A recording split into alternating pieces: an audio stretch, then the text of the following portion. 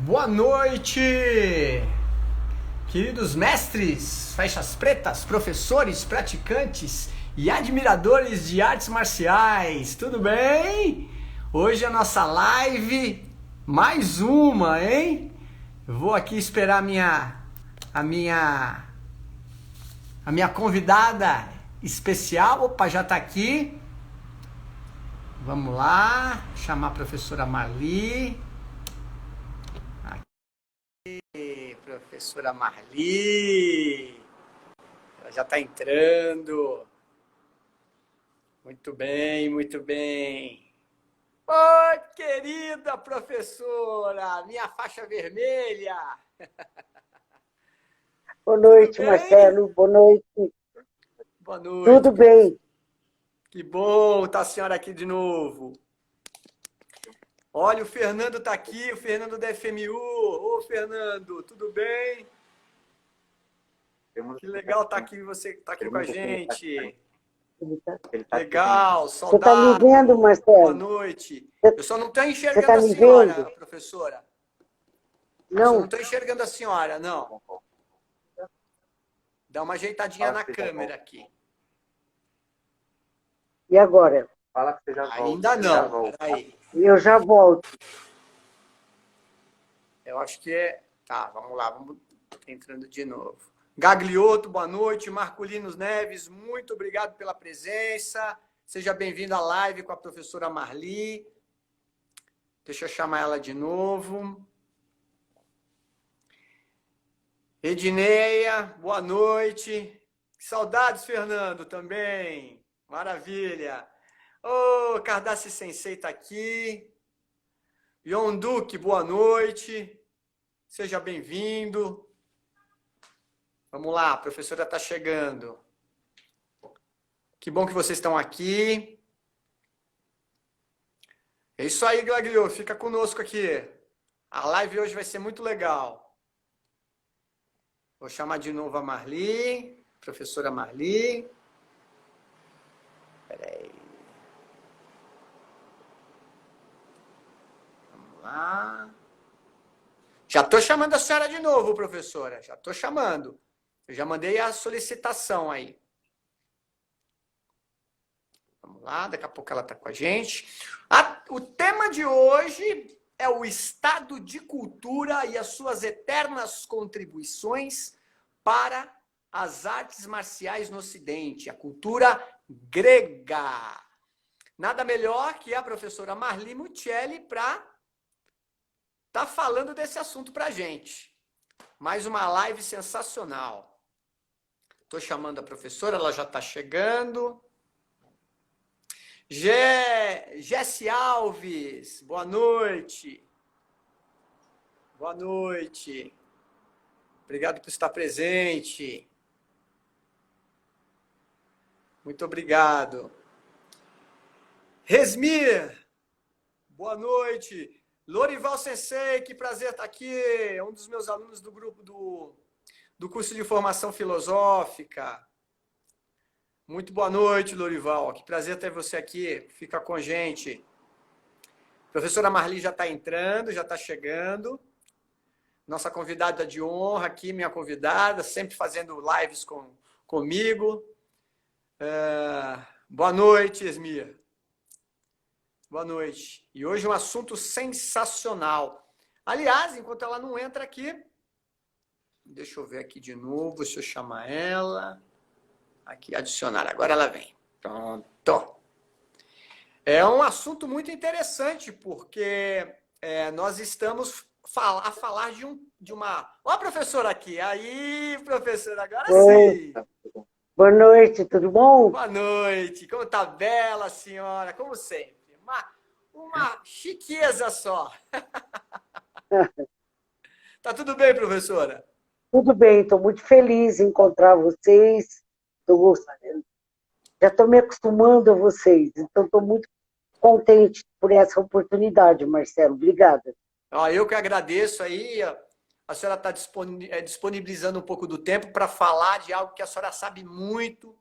Né? Para quem não conhece, a doutora Marli Muccelli, ela é doutora em pedagogia, mestre em filosofia, diversos livros escritos na área da pedagogia e da filosofia, com vários congressos nos 4 cantos do mundo. Olha, se eu falar do currículo da professora, a gente vai acabar a live aqui. Né? Mas hoje com um assunto que, na verdade, está dando continuidade, não é mesmo, professora? Porque na última live, né? A gente falou sobre uma parte da Grécia, que era Esparta, e o estatismo pedagógico militar. Hoje a gente vai falar da outra parte, que é Atenas, cuja grande característica é a filosofia no mundo, e como sempre ligada a artes marciais, né? Perfeito. Só para a gente retomar, para a gente dar o gancho para a live de hoje, o que ficou bem legal na última live, serviu de muito conhecimento para todos nós, até eu mesmo me engrandeceu, né? Eu abri mais a minha mente ainda, até para compreender o que é a nossa ciência marcial, né? A arte marcial, é que Esparta tinha uma característica de um sistema de educação fechado, né? Um sistema hermético, onde valorizava muito a questão do corpo, não é isso, professora? Sim. Principalmente. Então, a educação era voltada para a formação do soldado, né? Do militar, do guerreiro, literalmente. Isso. E dessa vez, nessa live, para a gente dar continuidade, quando a gente fala de arte marcial, tem esse termo, né? O termo arte. E que é muito obtuso, principalmente quando a gente tenta definir o que é o termo arte para as artes marciais, né? E aí a senhora falou, complementando, né, que a outra parte da cultura grega, até para fazer o lado compensatório, podemos dizer assim, né, que é a cultura de Atenas, né, dos atenienses, que tinham uma configuração completamente diferente, né? Então, hoje nós vamos estudar sobre isso. Antes de começar a professora falando, eu vou dar a palavra para a professora, eu vou fazer uma pequena introdução, tá bom, professora? Como sempre. Pois não, fique à vontade. A senhora está me escutando bem, né? Muito bem. Então vamos lá. O tema de hoje é o estado de cultura da Grécia nas eternas contribuições para com as artes marciais no Ocidente. O termo arte nas artes marciais, remetem ao aspecto da natureza humana. Qual aspecto? Segundo a filósofa, uma outra grande filósofa, Viviane Mosset, a arte nos resgata a liberdade a partir da percepção do afastamento da própria humanidade. A arte é o domínio da expressividade.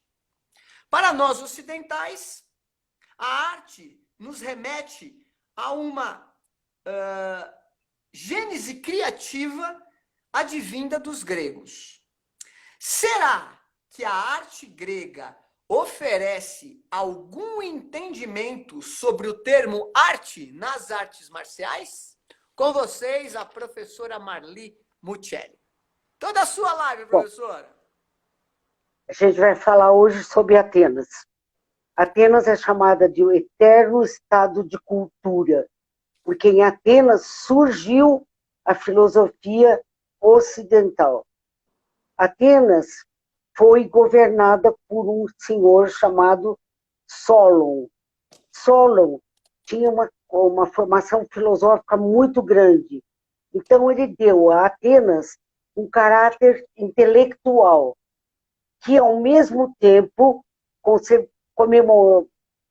praticava educação física e educação intelectual. Ela conseguiu juntar as duas culturas. Então, com isso, a filosofia ficou conhecida no mundo como a ciência que procura o saber até as mais próximas, mais longínquas origens e que busca a felicidade humana.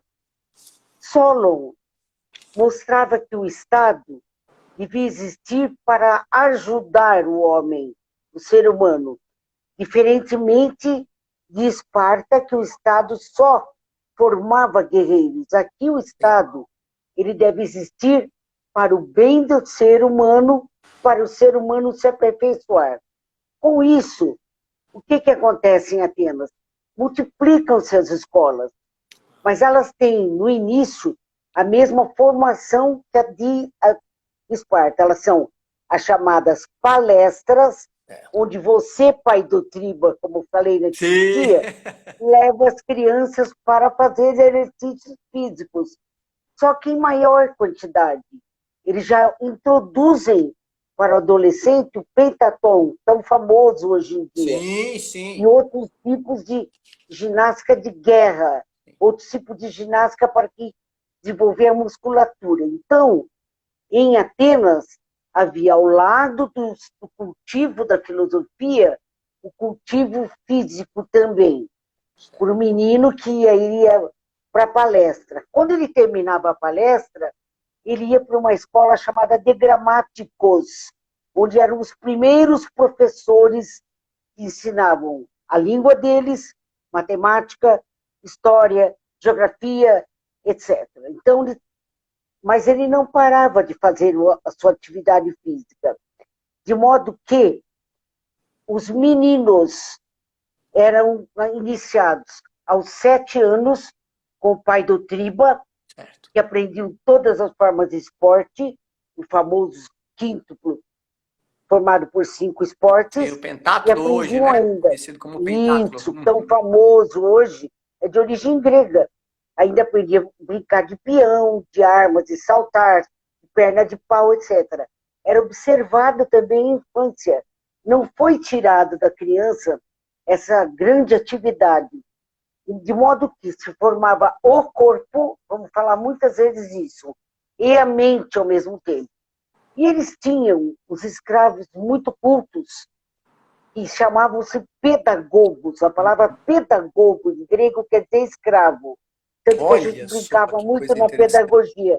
Nós, os escravos, que éramos pedagogos, né? Esse pedagogo levava a criança até a porta da escola. Certo. Sentava do lado de fora. Quando a criança saía das aulas, esse pedagogo levava para casa e ensinava a fazer a lição. E também levava a criança a praticar educação física. Porque é bom notar, Marcelo, que a educação física era tão querida deles também, que eles diziam, os deuses gostam de educação física, os deuses gostam das artes. Aí entra a arte marcial, entendeu? Então, o menino ficava lá, dos 6 anos, mais ou menos até os 10 anos. O Estado, além de favorecer, criar escolas, ainda fazia com que os pais mandassem os filhos para as aulas. Então, é uma situação diferente. Agora, quando o menino completava mais ou menos 11, 12 anos, ele ia ampliar a educação física. Aí ele aprendia, por exemplo, lutas mais perigosas. Ele aprendia a desenvolver os músculos. Ele aprendia a desenvolver o tórax de uma forma que mostrasse que ele tinha um porte muito bonito. E aí entra essa coisa da estética, não é, professora? A coisa da estética corporal, não é? Sim. E aí, veja bem, naquele tempo eles já diziam a música ajuda a educação física, porque ela faz com que a pessoa pratique esportes de forma agradável. Então, eles uniam a música e a educação física. E naquela época, eles chegaram à conclusão que a música até facilita para você desenvolver os sentimentos, quando está muito triste ou para ficar alegre. Muito bem, daí o menino já terminou esse curso. O que ele vai fazer, então? Ele vai para uma escola chamada Efebia. Efebo é um cara bonito, um jovem bonito, um jovem fisicamente bonito e intelectualmente. Para eles, até hoje, você fala fulano Efebo, quer dizer, é muito sofisticado, mas é uma linguagem que fala que a pessoa é bonita. Sim. Muito bem. Aí o que acontecia? Saía dessa escola, ele ia para essa escola onde ele ia aprender lutas mais pesadas. Ia defender a cidade. Como se fosse uma formação de militares que defendem a cidade. Certo. Ele fazia, servia, inclusive, de excursionista para as pessoas. Ele é uma espécie de tiro de guerra, inclusive. Sei. Acho que o pessoal não sabe o que é tiro de guerra, é o serviço militar, né? Uma forma de serviço militar. Né? Antigo, somente no interior, porque eu sou do interior, isso, né? Justamente. Assim. Muito bem. Aí ele prestava esse serviço. Mais ou menos aos 18 anos, ele já estava com a sua educação física plenamente desenvolvida, a parte da educação física, e aí ele ia escolher sua profissão. Normalmente ele se dedicava à cultura, à filosofia, porque ele aprendeu durante toda a vida que a filosofia é a mãe de todas as ciências e a mais importante de todas as ciências. Normalmente ele ia estudar filosofia. Daqui a pouco eu falo dos filósofos professores. Certo. Muito bem. Agora, uma curiosidade. Diferentemente de Esparta, a mulher não ia na escola, não ia à escola. Em Atenas, as atenienses não iam na escola. Em Atenas, elas não iam para a escola. Diferente de Esparta, né? Esparta, as mulheres tinham... Bem diferente. A mulher era educada, lembra, né? Para educar o filho, comer pouco, falar pouco. Bom, aqui ela não vai. Se ela é de uma classe social mais simples, ela fica analfabeta pro resto da vida. Aprende os fazeres domésticos.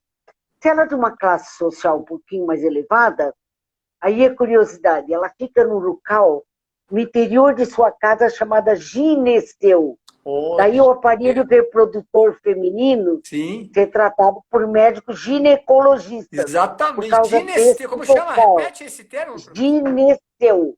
Gineceu é um jardim interno. Uma parte da casa, isso? É um jardim, como se fosse um jardim inverno hoje, sabe? Essas casas que tem jardim inverno, como fazano e tal, tinha. Então, é desse tipo. Bom, aí ela ficava ali, aguardando o quê? O casamento. Bordava, costurava, aprendia a ler e filosofia. Em todas as situações aprendia filosofia. E depois ela casava-se e ia cuidar dos filhos dela. Mas assim mesmo, tinha curso de filosofia dentro desse período para as meninas de classe social elevada. Sim. Bom, o que acontecia então? A filosofia era a mãe de todas as ciências, a mais importante de todas as ciências, e ela ajudava os atenienses a entenderem Deus. Porque eles diziam o seguinte, Deus é um motor que move o mundo e não é movido por ninguém. Quem explicou isso? A filosofia, que foi, fulano fez isso, até que chegou um cara que não fez. Ninguém o fez. Ele é que fez o mundo. Então, até a parte religiosa, a existência de Deus, eu acho lindo quando eles dizem que Deus é o primeiro motor, que move tudo e não é movido por ninguém. Eu acho muito linda essa definição de filosofia. Sensacional. De Deus. Sensacional. Muito boa, muito, muito boa. O primeiro motor que move todos e não é movido por ninguém. Bom, aí o que acontecia com eles? Quem eram os professores? Os professores eram de dois tipos, sofistas e filósofos. Sofista era uma pessoa que cobrava para dar aula. Então, os filósofos eram inimigos dos sofistas, porque eles cobravam. O filósofo não cobrava para dar aula. Ele dava aula gratuitamente. Ele poderia receber uma ajuda do governo, porque o governo estava preocupado com a cultura. Sim. Mas ele não era um funcionário do governo. Então, ele dava aula porque ele era culto, porque ele era sábio, porque ele queria passar sabedoria. Certo. E aqui eu me permito tomar dois exemplos dos maiores filósofos do mundo. Por favor, a gente quer saber. O primeiro deles chamou-se Sócrates. Grande Sócrates. Sócrates foi durante 20 anos professor de Platão. Platão não falaremos, porque já falamos quando falamos de Esparta. Sim. Sócrates é um filósofo democrático. O primeiro filósofo que tem noção de existir. Agora, interessante, Marcelo, são os dois métodos usados por ele para dar aula. Como é que eram as escolas? As escolas eram em grandes pátios ou em praça pública, ou num prédio onde havia salas de aula. Veja que interessante, ao lado, pistas de atletismo, pistas de luta. O aluno podia ficar na aula, terminava a aula e ia para a parte da educação física. Estava unida com a filosofia. Sim. Então, ele ia para essas aulas. Sócrates teve apenas poucos alunos, mas o mais importante deles foi Platão. Como é que esse homem fazia para dar aulas? Que método ele usava? Ele queria mostrar que a ciência maior é a filosofia.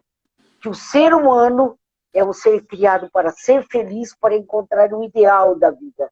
A tal da calogocatia, que eu falei para mim. Sim. Então, ele ia para essas praças e usava 2 métodos. Um, eu sou apaixonada por ele, que é chamado maiêutica. Maiêutica, em grego, quer dizer parir ideias. Gerar, Por que né? ele deu?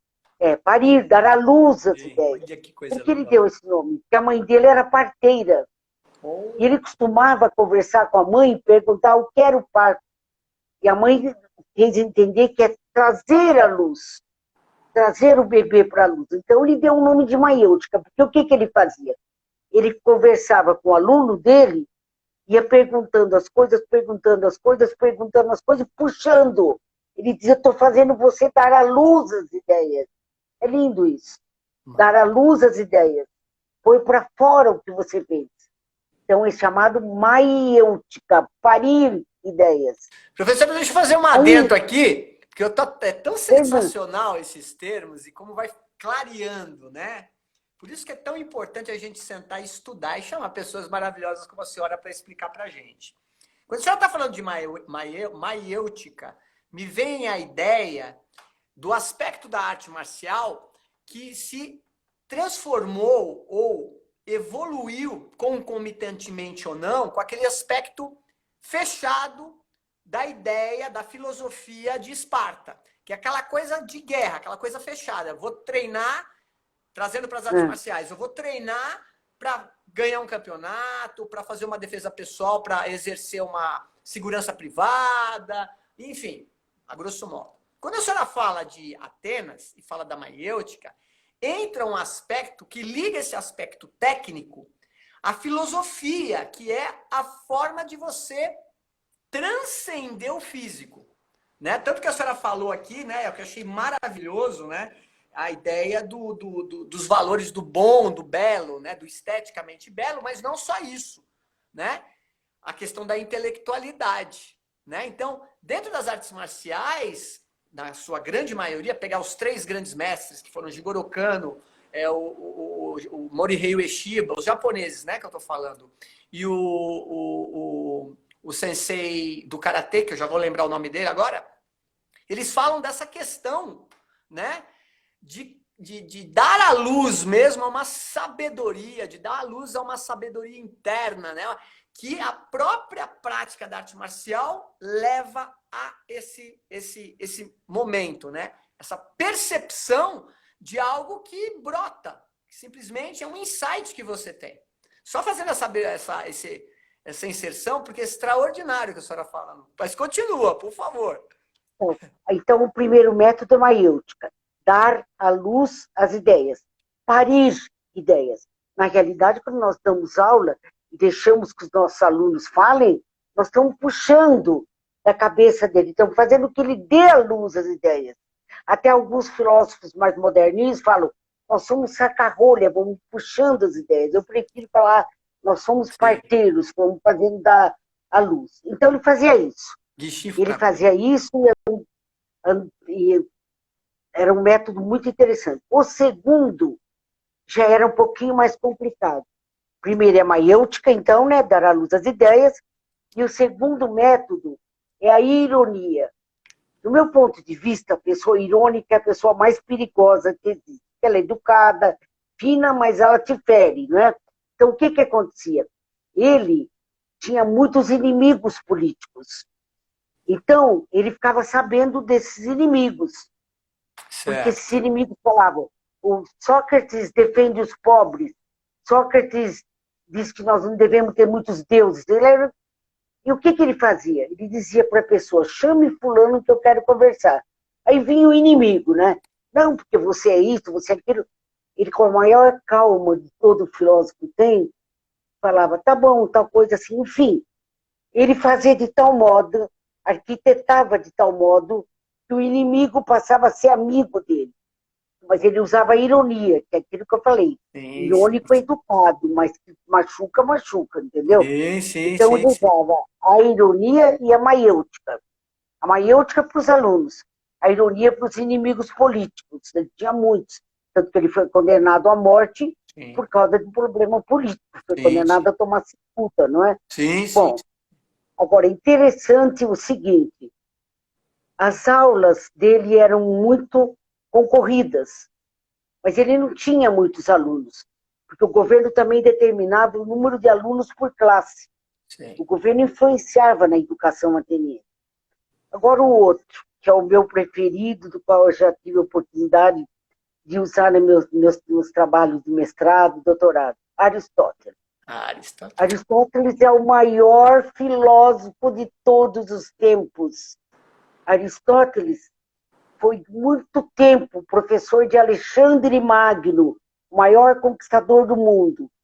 Dizem os entendidos em filosofia que Alexandre Magno foi um homem de um coração bom, embora grande conquistador de terras, por causa de Aristóteles. Porque conta-se que quando ele conquistava o povo, Alexandre Magno, ele respeitava os usos e costumes desse povo. Da Professora, maneira só como para o pessoal Aristóteles entender, ensinava. o Alexandre Magno não é o Alexandre o Grande, né? A mesma coisa, Magno ou Exatamente, Magno Grande, é grande. certo? Inclusive tem um Sim. filme dele, Aí, né? Chama é, Alexander, né? Alexandre, né? Tem um isso. filme muito legal. Que inclusive aparece Então, Aristóteles, né? Falando com ele. ele foi durante muitos anos aluno de Aristóteles. Mas vamos falar de Aristóteles. Vamos lá. Aristóteles já é diferente. Ele é filho de um médico e seu pai foi muitos anos médico da corte do pai de Alexandre Magno, ou Grande. Por isso que ele ensinou o menino. Porque ele foi professor, o pai dele era médico, ele professor. Quando o pai faleceu, ele volta a Atenas. Então ele volta a Atenas já com mais ou menos 30 anos de idade, e ele vai fundar uma outra escola, chamada Liceu. A palavra Liceu é de origem ateniense de Aristóteles. Daí Então, as varão escolas, cidade, liceus, né? Que até isso, hoje a gente entende, não é isso? Que temos aqui, que liceu. você faz a parte intelectual e a parte física. Então eram lindas. Ele usava prédios em que você estava tendo aula e do lado de fora você via o fulano correndo, fazendo as atividades físicas. Então tinha as salas de aula, as pistas de corrida, as atividades físicas, tudo num prédio só. E Aristóteles vai, então, criar o grande método que até hoje a gente usa em defesa de tese, chamado silogismo. Silogismo. O que é o silogismo? É um método formado por 3 orações, das quais 2 dão a verdade e a última é a conclusão. Por exemplo, os homens são falíveis. Primeira oração. Platão é homem. Segunda oração. Logo, Platão é falível. Outro exemplo. As flores são belas. A rosa é uma flor. Logo, a rosa é bela. Então, você chega indubitavelmente à conclusão. Ele usava esse método com os alunos dele. Então, chegava à conclusão tranquilo e baseado na filosofia. E ele usou muito esse método, foi muito importante o silogismo, ainda hoje nas grandes universidades, na defesa de mestrado e doutorado, são usados os métodos dele, mas mais o silogismo. Depois do cristianismo, nós vamos ver o Santo Tomás de Aquino pegando o método de Aristóteles e transformando no método cristão. E é muito interessante. Agora, uma coisa que chama a minha atenção é a seguinte: a modalidade, a didática de Sócrates. Como é que Sócrates fazia? Ele chegava no local da aula, convidava os alunos para ir ao jardim. Toda a escola tinha cercado por pista de corrida e jardim. Aí ele sentava no jardim, ou depois levantava e dizia, vamos dar uma volta aqui, por exemplo. Essa é uma margarida? Por que essa aqui é uma rosa? Por que esse animal? Ele ia fazendo questionamento. Só que andando, Marcelo, andando. Isso em grego é aula peripatética. Peri quer dizer em volta. Legal. Patos quer dizer pátio, em volta dos patos. Então ele andava. O que é justiça? O que você diz que é justiça? O que você acha que é bondade? Ele ia falando e andando. Eu tive uma oportunidade, Marcelo, de ter essa felicidade na minha vida. Eu dava aula de filosofia aí na FMU, no curso de artes, que era num prédio onde havia um jardim no meio. Sim, E um dia dando aula, né, eu contei como é que Aristóteles dava aula, eles desceram e foram falar com o coordenador. Deixa a Marli dar aula para a gente no jardim. Então, passou daí, eu dava aula no jardim de vez em quando. Aí subia gente que ia para a faculdade da quanta, da outra lá, várias que estavam agrupadas no mesmo prédio. Nossa, que bonito. Enfim, eu vivi um momento assim, muito importante na minha vida. Legal. Uma aula peripatética, professor. Peripatética. Podendo aplicar aquilo que eu aprendi. Então, agora, Aristóteles é um gênio mundial. Não é casa de gostar ou não gostar. Você tem que reconhecer que não existiu e dificilmente existirá um filósofo como Aristóteles. Dificilmente. Genial. Mas ele sempre se baseou na busca da verdade. Mas não uma verdade imposta para o aluno. Sim. Uma verdade que o aluno chega com o professor àquela conclusão. É o processo de despertar, né? Como a senhora falou anteriormente. É como se fosse uma dar à luz às ideias, né? Ou dar luz às ideias, não é isso? As ideias. E é um dos objetivos, só cortando um pouquinho a senhora, que é um dos objetivos das artes marciais, né? Então, só lembrando aqui do Karatê, Gishin Funakoshi, né? Tanto Gishin Funakoshi, como Jigoro Kano, como Morihei Ueshiba, mais Morihei Ueshiba, ele tinha essa ideia dessa transcendência, de dar à luz ao significado daquela belicosidade, né? Daquela marcialidade natural, né? Endógena do ser humano, que convergesse, né? Ou se transformasse em algo maior, algo de cultura, né? De intelectualidade, acima de tudo, né? E em busca da verdade, né? Que são os três gigantes da alma, né? Então, quando a gente fala de arte, né? E aí a gente começa a entender o que é o termo arte, né? Que é o termo que transcende, né? Que traz para fora, né? Que abduz, inclusive, aquelas polarizações, né? Quer dizer, eu só vou trabalhar o corpo, né? Ou eu só vou trabalhar das duas força física e da força intelectual, né? E juntando essas duas coisas, né, faz o sentido da palavra arte. Porque a arte é justamente isso, é abduzir as polaridades, né?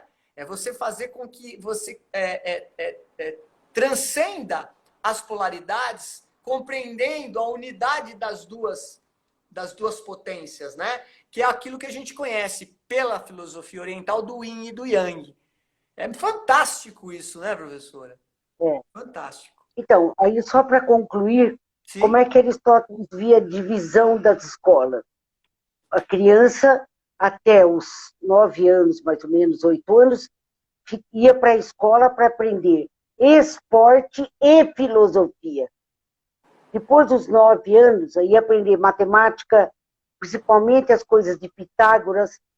E como interessante também, 2 coisinhas que eu queria deixar. Como é que aprendia a ler? Infelizmente decorando. Mas como é que aprendia a escrever? O mestre escrevia numa tabuinha de madeira mesmo.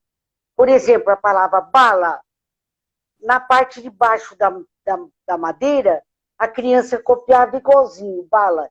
Isso durante muitos anos aconteceu na Europa inteira, no Brasil, etc. Agora, interessante, a matemática, eles usavam o ábaco chinês. Olha, agora, uma coisa interessante, os gregos o ábaco chinês. Olha que eles usavam. Agora, interessante na minha cabeça, que eu admiro muito, é como eles aprendiam história, geografia e moral. Porque nas aulas nunca se deixava de falar que o ser humano tem que ser um ser moral. Os mestres dão exemplos de moralidade. Sim. E pedir exemplos para os alunos, porque sempre acabava com uma máxima moral. Mas como é que eles aprendiam história, geografia e principalmente moral? Havia um poeta famosíssimo, cujas poesias são lindas, que é Homero. Então tem uma época na Grécia chamada de Tempos Homéricos. Sim, sim. E ele escreveu, entre outras coisas, 2 poesias, a Ilíada e a Odisseia. Sim, eu vou focalizar a Ilíada. A Ilíada era quando Ulisses, que era o rei na ocasião chamada Ítaca, uma ilha dentro da Grécia, falou, quero conhecer minhas terras. Pegou alguns súditos, pegou o navio e foi. Aí parava que isso é uma ilha, isso é um cabo, isso é um istmo. As crianças aprendiam pelos exemplos dados nas viagens de Ulisses. Ou seja, na prática ali, né, professor? Na prática, o que nós queremos hoje com excursões e tal. Mas a parte que mais eu gostei, talvez você também goste, foi sobre a moralidade no sentido de fidelidade. Ele era casado com uma mulher lindíssima chamada Penélope. Ulisses e Penélope. E aí ele foi viajar com os súditos para ver essas ilhas, Cabo, não sei o quê, não sei o quê, a extensão de seus domínios territoriais. E o povo falou para Penélope, Ulisses não volta mais, ele morreu, ou casou com alguém por lá. Você tem que casar com outro ateniense para dar continuidade aqui. Ela não quis. Ela quis ser fiel ao marido dela. Então ela fez uma proposta. Estou muito bem, eu caso. Mas eu vou fazer um pullover, uma blusa de manga comprida, uma blusa de lã, para Ulisses. Quando eu acabar de fazer a blusa, se Ulisses não chegar, eu caso com quem vocês quiserem que eu case. Só que era isso, Marcelo. Agora você vai rir. Ela tecia o dia inteiro a blusa. Quando chegava de noite, ela desmanchava tudo. Então estava sempre no mesmo ponto. Sempre no mesmo ponto. E ela conseguiu esperar o Ulisses voltar. Tanto que existe uma música brasileira que chama Mulheres de Atenas, Sim. em homenagem a Penélope. Lógico, de Chico Buarque. Do Chico Buarque de Holanda. Mulheres de Atenas. Mulheres lindas, então, essa música. Acho, bom, não posso falar muito, porque eu sou fã ardorosa da Grécia. Sim. Meu trabalho de mestrado foi sobre a Grécia e eu sempre dei muita ênfase nas aulas quando se falava de filósofos gregos. E eu sou aristotélica tomista. Que legal. Então, aliás, a senhora deu um congresso lá na Grécia, não foi? Eu participei de um congresso na Universidade de Atenas. Olha isso! Que genialidade isso! Há muitos anos atrás. Eu sou um faixa branca, perto da senhora.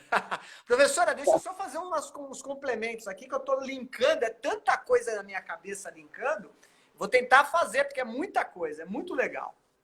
Você acha que eu falei muito depressa? Se tem alguma dúvida? Ótimo, é que eu vou fazendo as minhas anotações aqui, e aí eu vou fazendo os links aqui, é genial, então só para eu não me perder. Mas a primeira coisa que me chamou a atenção, até para o pessoal que está assistindo, o pessoal que posteriormente vai assistir, né, que eu vou deixar gravado isso aqui, até eu falo isso muito no curso de formação filosófica que eu dou, né, aqui pela internet, eu tenho um curso aqui, e eu falo muito sobre isso, né? Nós ocidentais tentarmos compreender o que é a arte marcial do ponto de vista oriental é muito difícil, porque nós não temos a natureza do oriental, né? A cultura do oriental. A gente não foi criado no Japão, na China, na Tailândia. Quando a gente se aproxima da cultura que é a base cultural nossa, que vem dos gregos, né? Não é isso? A gente já vem falando isso já. A nossa cultura ocidental vem dos gregos. A gente começa a perceber que muitos termos orientais e até o modo operandis, né? Ou o ethos comportamental das pessoas que praticam artes marciais, né? No Oriente, tem muito a ver com a cultura nossa cultura filosófica, e até faz a gente fala um sincretismo, né? Eu gosto de usar essa palavra, um sincretismo com as artes marciais ocidentais. No caso, a gente comentou de Esparta. Estamos falando agora dessa questão da valorização da cultura, do intelecto, da arte propriamente dita dos atenienses.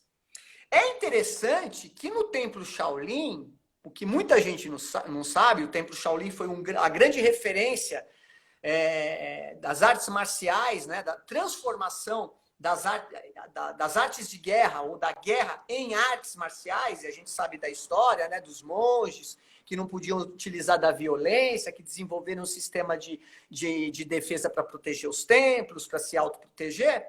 Mas, acima de tudo, o Templo Shaolin não ensinava só meditação a prática budista, né? Todos os elementos da prática budista. Não, eles ensinavam a filosofia, inclusive outros tipos de filosofia.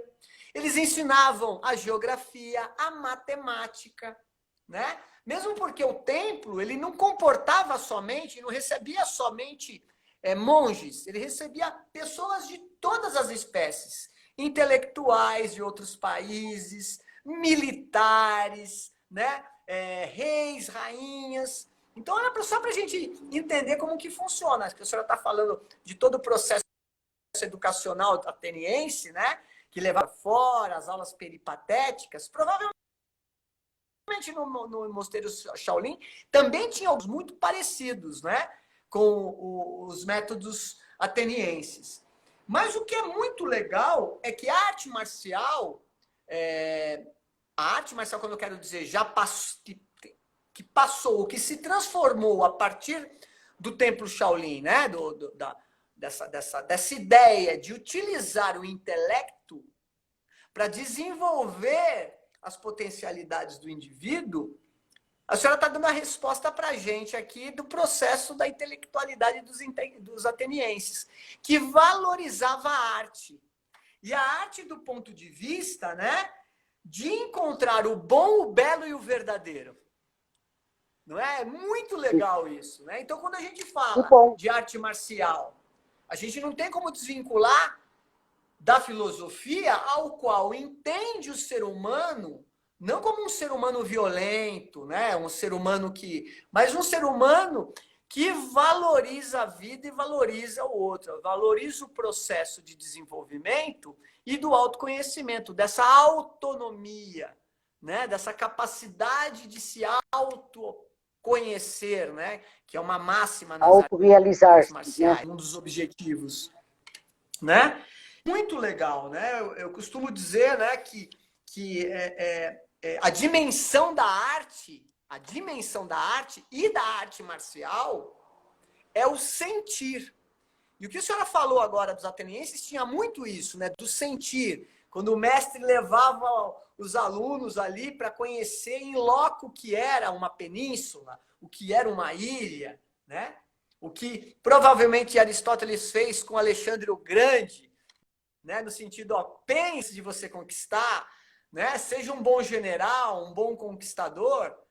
É muito interessante tudo isso, né? Mas não esqueça de respeitar a cultura do outro. Exatamente. Por isso que Alexandre Magno era assim.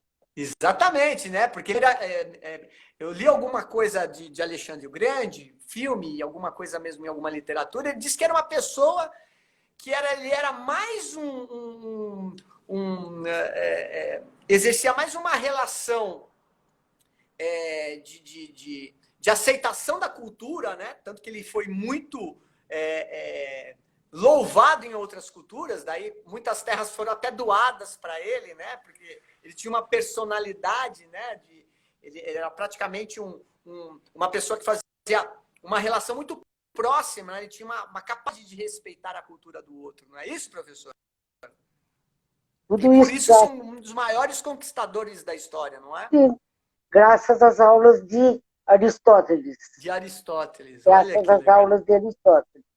Então, para que você veja, ou que algumas pessoas que ainda não pararam para pensar, a filosofia é a segunda ciência mais importante do mundo. A primeira chama-se teologia, que é a ciência de Deus. Teologia. A segunda é a filosofia. Quer dizer, você seja da raça que for, do país que for, você precisa praticar a filosofia. Porque um dos objetivos dela é a busca da felicidade. É difícil achar felicidade. Sim, mas como ela vai do porquê em porquê, de porquê em porquê, de porquê em porquê, até chegar no porquê final, sabe, ela vai proporcionar felicidade para aqueles que estudam. E o que a senhora está falando é essa questão da universalidade, né? É interessantíssimo isso, porque quando a gente fala de arte marcial, nós estamos falando de uma universalidade humana, apesar da diversidade, né? Sim, parece que deve ser respeitada. Eles tinham essa percepção, não é isso? eles respeitavam os modos de pensar dos outros. Exatamente. Mesmo os professores, eles ensinavam, mas deixavam o outro falar, ouviam o outro. Quer dizer, quando eu vou puxando as ideias de sua cabeça para você dar à luz as ideias para mim, eu estou deixando você falar. Eu posso te consertar, porque eu tenho, como professor, uma vivência maior que o aluno, mas eu dou oportunidade de dar à luz as ideias. Perfeitamente. Acho lindo, sabe, Marcelo? Não, é Eu genial. sou meio assim, Que é muito lindo. parecido com a filosofia das artes marciais, né? Parecido não, é idêntico, né? Que o propósito, né? O objetivo fundamental é dar luz para os discípulos, né? É interessante, né? O mestre, na figura do mestre. Então, vamos pensar, né? A figura do mestre Aristóteles com Alexandre Magno, né? Quer dizer, dá luz, dá sabedoria para a pessoa. Ele tem autonomia para conquistar os territórios da vida, né? Metaforicamente, fazendo uma alusão metafórica aqui, né? Então, o objetivo da arte marcial, hoje, principalmente, né? É fazer com que o aluno que venha, que se matricule numa academia e que, se tiver sorte de um bom mestre, de um bom professor, que entenda o que nós estamos falando, né? Por isso, a minha proposta aqui na minha página é essa, né? No meu canal é da cultura, né? E trazer pessoas como a senhora para esclarecer mais ainda isso. Mas justamente o fato de fazer com que as pessoas, né? Os alunos, os praticantes, entendam, em definitivo, que é um processo de iluminação mesmo, é um processo de iluminação da consciência, do saber. E fazer com que isso também transcenda o lado somente pessoal, né? Não é só para mim que eu vou estar crescendo, né? Mas crescer para as outras pessoas, né? Fazendo uma diferença, por exemplo, nas relações sociais, na justiça social, mesmo que a senhora falou no começo da live, né? Atenas tinha com seus filósofos a democracia, veio deles, né? Quer dizer, a liberdade, né? Que pode ser exercida somente na democracia. Certo. Uma liberdade de você pensar diferente do mestre, expressar diferente do mestre, ser ouvido pelo mestre. Isso só a filosofia que permite que você tenha uma cabeça aberta desse jeito. Senão sua cabeça vai fechar. Sim. A filosofia abre sua cabeça, ela dá possibilidade. Tanto que quando a gente estuda muito filosofia, é meio complicado até determinados tipos de conversa, porque você fica e por quê, e a pessoa te acha chata. Não é que você é chata. Você tem aquilo que se chama em filosofia curiosidade, porque curiosidade não é o que o povo pensa, ser bisbilhoteiro. A curiosidade em filosofia é vontade de saber, vontade de aprofundar, vontade de entender.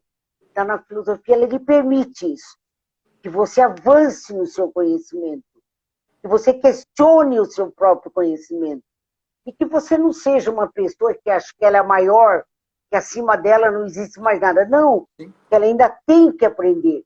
Sim. Diz a filosofia... É o exercício da humildade, né, professor? Sim, diz a filosofia que você nasce e começa a aprender através do seu instinto primitivo, antes da inteligência se desenvolver, e você deve morrer aprendendo, morrer se questionando. Não termina o conhecimento. Eu, por exemplo, quero aprender muito ainda com o tempo que me resta, porque eu acho que não deu para parar por aqui. Eu preciso aprender. Por exemplo, agora eu estou sendo fã das artes marciais, então agora eu comecei a ler sobre as artes marciais, aí até dizer chega, né? A senhora já é faixa vermelha, professora. Eu quero essa faixa vermelha, hein? Eu quero. Nós vamos ter que fazer um ritual de mudança de faixa, porque não pode ser assim qualquer coisa, não. Já falei, hoje a gente já conversou sobre isso. Nós vamos fazer uma coisa assim para fazer um marco aqui, viu? Olha, Marcelo, eu acho que se a gente conseguiu, através das nossas conversas, fazer com que o povo goste um pouquinho de filosofia ou reflita sobre as origens dos povos, os costumes, que nós poderemos falar sobre outros povos em outra ocasião. Mas a Grécia realmente é o chamado estado de cultura perene. Ela foi o exemplo da cultura bem profunda e continua. É muito difícil os filósofos modernos serem de outros campos. Ou eles são platônicos, ou eles são agostinianos. Não são socráticos, porque Sócrates não deixou nada escrito. Mas ou eles são platônicos, você conversa com uma pessoa que entende de filosofia, ou gosta, de imediato você já detecta platônico. Você não vai dizer, ele tem uma questão de ética, ou aristotélico. Então se divide desses dois jeitos. Ou platônico ou aristotélico. Entendi. É. E aí, então, aí divide o mundo em duas partes. Sim. Politicamente falando. Sim. Pela uma forma de abordar a filosofia. Sim. Por essa ótica, né, professor?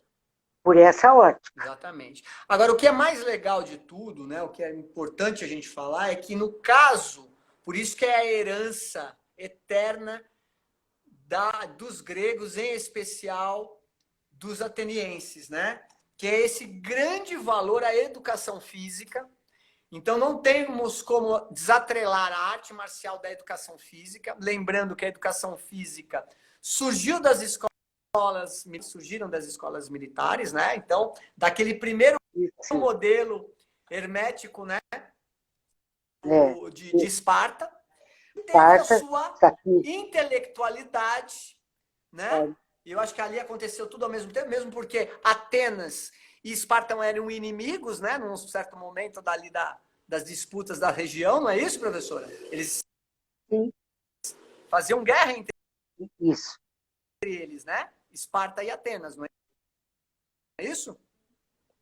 E que a compensação dessa parte, que fica muito mais fácil de compreender do ponto de vista da filosofia ocidental, da ideia grega, né, do pensamento grego, que é a educação física, que é o corpo, ligada à mente ou ao intelecto, cuja essas duas partes são indivisíveis. Ou seja, vem aquela história, né? Mens sana, corpore sano. É impossível. Você não pode fazer uma dicotomia entre mente e corpo. Então, terrivelmente, quer dizer, felizmente, porque tem, entender alguns termos filosóficos. Quando eu digo terrivelmente, quer dizer, felizmente, unida corpo e mente. Você não pode separar. Isto é corporal, isto é só da mente. O homem é um ser completo, corpo e mente. Um completa uma parte, completa a outra. Tanto que a busca da felicidade está no corpo perfeitamente sadio, mas com uma mente também sadia. Exatamente. Ai, que coisa legal isso. Você veja o seguinte, né? Eu gostaria de dar um pequeno exemplo, não sei se temos tempo ainda. Sim, vamos lá, professor, ainda temos tempo. Por exemplo, quando um aluno, numa aula de filosofia, perguntava para Aristóteles: professor, eu estou aqui com uma estátua de um elefante. Ele falava: vou explicar para você 4 causas que existem no mundo. Causa material, o mármore desse elefante. Causa final, o que vai sair dessa matéria? No final, sai um elefante que você desenhou. Causa eficiente, aquilo que você tem na cabeça. Eu quero dar um formato do elefante, quero dar um formato do macaco. E a causa propícia, o uso da machadinha para você fazer. Então, ele explicava as 4 causas. Sim. Isso é um conhecimento perfeito, Marcelo. Sim. Não é um conhecimento superficial. Sim. Quem estuda filosofia não aceita respostas assim, sabe? Maria vai com as outras. Você tem que dar a sua resposta e justificar. Porque você é um ser humano inteligente. Você não vai copiar a resposta do outro. Então, sabe, eu acho que quem estuda filosofia, felicidade de abrir a mente, ter uma mente mais receptiva, até para viver em sociedade. Às vezes, não quer dizer que você seja um santo.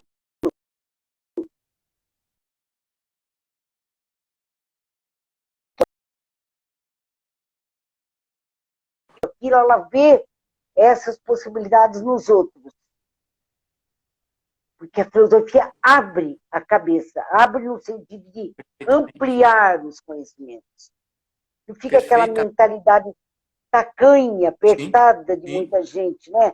Que ou é aquilo, não é ou é aqui. É aquilo ou outra coisa, desde que eu explico. É uma coisa, você também, quando conversa com um professor de filosofia, ou com alguém que entende, não adianta você querer dar respostas, sabe, aquela respostinha curta, é igual, talvez, é por causa disso, disso, disso, disso. Não é por causa disso, disso, disso, disso. Porquês, porquês. Sim. Isso a E a senhora está filosofia abre sua falando, cabeça. e a senhora está falando uma coisa que é justamente um dos objetivos primordiais da arte marcial, né? A arte marcial mesmo, a arte marcial tradicional, não praticando uma luta ou aquilo que a gente pensa que é arte marcial na grande, né, popularmente falando. A arte marcial ela te dá condição de você perceber através, né, dos seus sentidos, né, porque ela desenvolve essa intuição também, né, ela te deixa mais intuitivo, a partir da tua intelectualidade, da tua forma de pensar e através da filosofia, que é as questões éticas, as questões morais e também as questões metafísicas, que também é uma parte da filosofia, Sim, é né? uma parte Então, importantíssima. não é? Metafísica quer dizer além da Além, física. além da física, além Ciências do além corpo, da né? física. É, E, além. e só Agora, aí a complementando, parte mais. professor, só complementando, Não, quando a senhora fala, né, dessa indivisibilidade, vai também de acordo, ou é exatamente igual à ideia oriental, daquilo que compõe as artes marciais orientais, que é a ideia taoísta, o Tao, o Yin e o sim, Yang. tal. Né? É genial isso, né? Ou seja, É. uma Nós coisa nos é encontramos, tudo, né? hein? Porque nós estamos falando de uma ciência humana, nós estamos falando do homem. É. E independente se ele é oriental ou ocidental, nós estamos falando da mesma pessoa, Nós né? estamos falando de uma das maiores ciências do homem, Não é, professora? certo? Uma das maiores ciências, com certeza. Sim. Nossa, professora, deixa eu só passar aqui, tem um monte de gente, ó, Fábio de Almeida, o Fernando Gatieri, lá da FMU, mandando um beijo para a senhora. Ah, A manda filha da outro senhora beijo está bem aqui, o grande. Marcos Soares, o Caetano Sensei, o Alexandre Vitor, que sempre está com a gente aqui acompanhando, a Analice Peixoto, o Habib, meu querido sensei lá da Umidojo, a, a Ferrarone, que é aluno também, foi aluna da FMU, o Esmir, que está aqui acompanhando, muito conhecimento, agradeço a sua presença. Um monte de gente mandando beijo, Dionísio, o Alain, nossa, um monte de gente, a Lisboa, a Tromba, que mais? Nossa, tem muita gente aqui, olha só. O Gaglioto, que é um aluno meu do curso de formação, já fez esse curso, que ele fala que o templo Shaolin não era apenas um templo budista, e sim uma escola que ensinava diversas disciplinas. Foi o que eu falei, legal, aí, ó. E ele está me ajudando aqui. Artes marciais, caligrafia, política e também defendiam as vilas ao redor do templo. É isso aí, Fernando. Alexandre. Nossa, um monte de gente, viu, professora? Olha, o Tuzita está aqui também, meus alunos. Que bacana. Olha, eu agradecer a presença de todos. Professor, antes de mais nada, tem mais algum complemento aqui nessa excepcional live aqui da arte grega aqui pra gente? Como? Já tem mais alguma coisa a complementar disso para fechar nossa live aqui? Não, se tiver alguma curiosidade, mas acho que a gente, para o tema, tentamos esgotar o Que assunto. Não, legal. nunca se esgota. Tentamos Sim, esgotar sim. o assunto. Pelo menos se o pessoal, a partir daí, começar a ler coisas gregas e filosofia, eu vou ficar muito feliz. Com Certo? certeza, aqui é um estímulo para estudar cada vez mais, porque quem pratica arte marcial tem que estudar também. Não é só escuchar e Sim, fazer técnica. Né? Isso não é arte, mas isso é luta. certo. Luta qualquer um faz. Agora, tem inteligência para saber qual que é o simbolismo da luta, onde se aplica, aí tem que estudar bastante, viu? Bom, Tá essa bom. herança magnífica dos gregos, né, que clareou muito o entendimento do que é o termo arte em arte marcial, que compete justamente essa totalidade do homem, aquilo que transcende, né? Que diminui as polaridades. Para diminuir as polaridades, nada mais que desenvolver um outro aspecto das artes marciais, né? Ou da marcialidade, que é o aspecto intelectual, que é o aspecto metafísico, né? Para dar complementariedade ou uma complementação ao aspecto físico.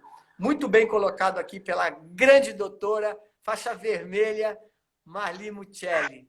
Professora, Tá bom. muito obrigado mais uma vez. Vamos ter que estender esse tema aí, porque Grécia é muito grande e vamos ter que falar mais disso daí, viu? Tá bom. E eu quero deixar um grande abraço aos meus ex-alunos, colegas e o pessoal famoso das artes marciais que eu estou aprendendo a gostar tanto. Então, a todo mundo que assistiu, a gente está à disposição para alguma pergunta e espero Vocês nos têm alguma encontrarmos pergunta aqui mais para a vezes. professora ou para mim? Vamos lá, 2 minutinhos que já está acabando a live aqui. Enquanto vocês elaboram a pergunta e mandam para cá, curso de formação filosófica em artes marciais do Sensei Marcelo Silva. Tá bombando, 100% de satisfação. E quem quiser se aprofundar, só entra aqui, tem na meu canal aqui, tem no link na bio, clica lá, faz a matrícula. Maravilhoso curso, tá ok? Gagliotto Santiago, muito obrigado, viu? Obrigado pela presença, todo mundo aqui. Eu também quero agradecer, mandar um beijão para essa mulher maravilhosa que é a minha professora, foi minha colega de trabalho e hoje eu sou professor dela. Marli, professora Marli, muito obrigado, viu? Agradecendo a Um todos vocês beijão aqui por na você. presença. Até a próxima, logo mais a professora Marli, doutora Marli vai estar aqui com a gente de novo, tá bom? Muito Um obrigado, beijo gente, para uma todo boa mundo aí, noite. viu? Tenha Beijo, uma ótima professora. noite também. Uma Tchau, ótima tchau, noite a todos Marcelo. vocês, muito obrigado. Vamos treinar arte marcial, porque isso salva muita gente aí. Tá bom? Tá bom. Um Boa beijo, noite. professora. Um abraço a todos vocês, Beijo. pessoal.